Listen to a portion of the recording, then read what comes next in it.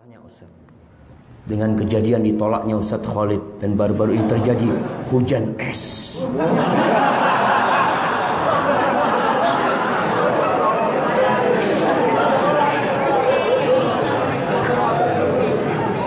Apakah merupakan tanda akhir zaman?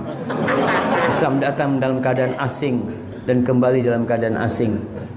Nah, apakah benar hal tersebut? Ustaz, nggak apa, ini pertanyaan yang bagus ya, karena dia mungkin ada ucapan macam-macam, dia ingin tahu. Jazakallah khair, pertanyaan yang bagus ya. Lalu bagaimanakah sikap kita menghadapi fitnah akhir zaman? Jamaah, kita udah bahas nih. Kita pernah bahas pada waktu itu di Masjid Nidaul Fitrah. Bagaimana kita menyikapi informasi-informasi dari Rasulullah SAW tentang akhir zaman.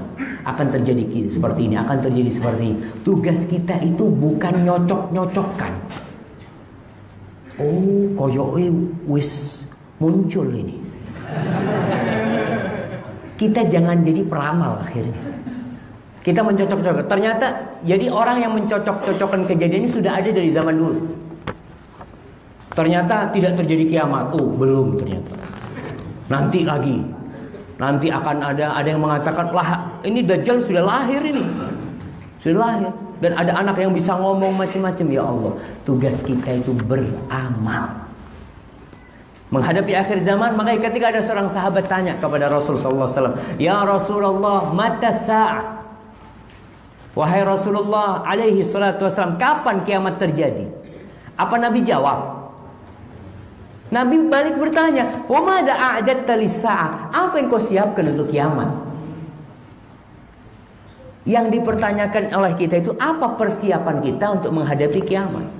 Nggak perlu mencocok-cocokkan, ini sudah mulai banyak gempa Ustaz. Betul, itu tanda-tanda kiamat.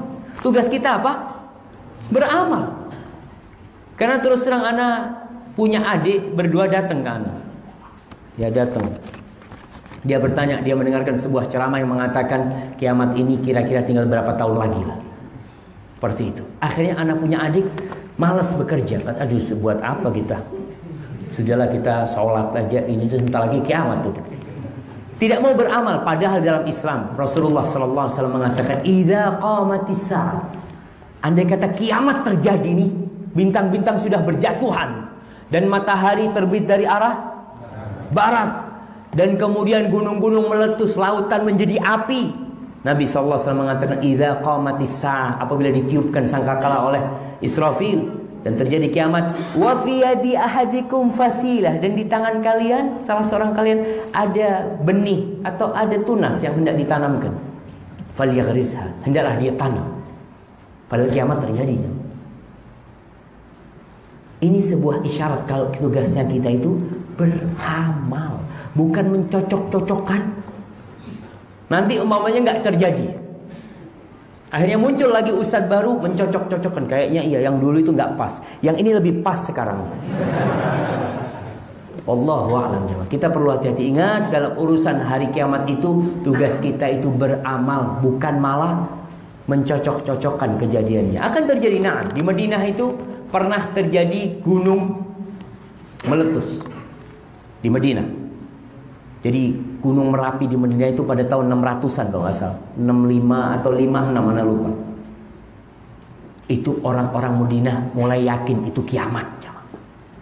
Karena tanda-tanda kiamat kata Rasul sallallahu alaihi wasallam, la taqumus sa'ah, tidak akan terjadi kiamat sampai nanti di Jazirah Arab itu ada api yang menerangi onta-onta di Busra, di Yordania, di Syam situ.